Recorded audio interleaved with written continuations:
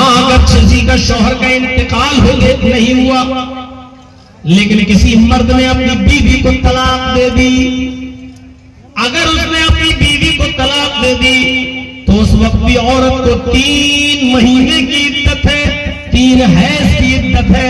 یہ عدت بھی اس لیے رکھی گئی ہے کہیں ایسا تو نہیں کہ طلاق دینے والے مرد کا بچہ اس کے پیٹ کے اندر موجود ہو، یہ عورت کہیں دوسری شادی نہ کر لے اور بعد میں لڑائی جھگڑے کی نوبت آ جائے، وہ کہے میرا بیٹا، وہ کہے میرا بیٹا۔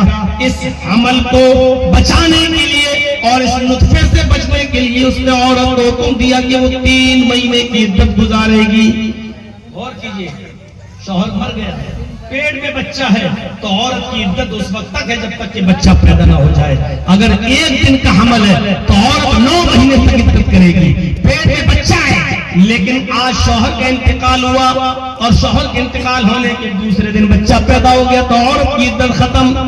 اب وہ جب چاہے دوسری شادی کر سکتی ہے کیونکہ بچہ پیدا ہو چکا ہے۔ میرے بھائیو تصور کرو، اور اگر عورت شوہر مر گیا، پیٹ میں بچہ نہیں ہے تو عورت 4 مہینے تک گزارے گی۔ آدمی مرا نہیں ہے لیکن طلاق دیا اپنی بیوی کو تو عورت 3 مہینے عدت گزارے گی۔ سوچئے تو صحیح، اگر کوئی عورت یا کوئی لڑکی اپنی مرضی سے خلا لیتی ہے، آدمی اس کو طلاق دینے کو تیار نہیں ہے اور بیوی اس کے ساتھ رہنا نہیں چاہتی ہے، شرابی ہے، جواری ہے، کبابی ہے، بے نمازی ہے، وہ کہتی ہے مجھے چھوڑو، وہ چھوڑنے کے لیے تیار نہیں ہے تو عورت خلا لے سکتی ہے۔ خلا لینے کا مطلب یہ ہے کہ قاضی اس کے نکاح کو فسخ کر دے گا اور کہہ دے گا کہ اس عورت نے خلا لے لیا ہے، یعنی اس عورت نے اپنی مرضی سے آدمی کو چھوڑ دیا ہے۔ جب عورت اپنی مرضی سے اپنے شوہر کو چھوڑے گی اور خلا لے گی تو اس کی بھی عدت گزارے گی، اور وہ عدت بھی ایک حیض ہے، ایک پیریڈ ہے۔